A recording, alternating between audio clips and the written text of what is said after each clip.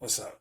Today we're going to talk about truth, real quick, just briefly, because truth in its essence requires change. It requires that we respond to it, right? Whether through action or acknowledgement, the truth is always going to win in the end, right?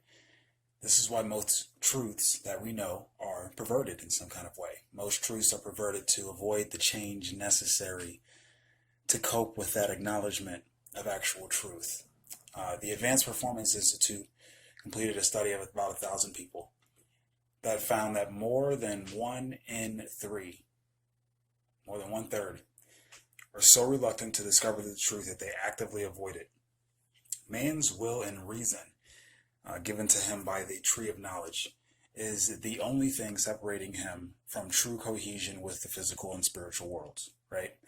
We will and reason away all of our universal truths in search of man's selfish truths, thereby forcing nature and everything in it, all of its glory and perfection that we know in nature, to submit to man's will instead of submitting to and interacting with nature in an optimal way. Instead of working with it, we work against it, right? As man's hunger for dominance and conquest remains unchecked. And unfortunately, it must be checked at some point, whether from within this earth or from an external source. And if not, we run the course of ruin, which we've seen in history several times. Truth remains the truth, even if no one believes it, and a lie is a lie, even if everyone believes it. It doesn't matter how you feel about it, truth remains the same. Truth does not require dominance. It gives and takes willingly. And insistence on dominance is this flaw in man's ego, derived from that perverted truth and his selfishness, and reason, a consequence of our flawed system. Perverted truth and reason only serve man and nothing else on this planet. Man's reliance on his strength and dominance will cause, at some point, an outside source to conquer man, whether it's the earth or whatever you want to call it. It has to be checked. Balance in the universe is necessary, and balance is that truth, right? Our imbalance, man, has thrown the yin-yang, the the balance off its circular course, right? And throwing things out of that course by refusing the source right in front of us, which is nature itself.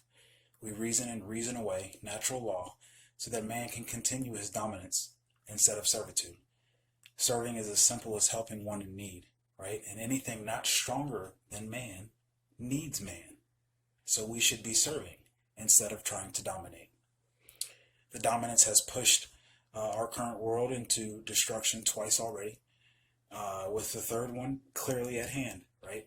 A vital tipping point is just around the corner to restore the necessary balance that we need. If that truth in nature, in balance, is right in front of us, in that form of nature, then the truth must also reside inside of us, because we are a part of nature. That is our system of checks and balances. But the internal checks and balances should be developed, and haven't been, because we have overly developed our physical aspect, right? And the reliance on physical boundaries causes an imbalance in itself, because we're not just physical, but we're also a spiritual being. Part 2 coming soon.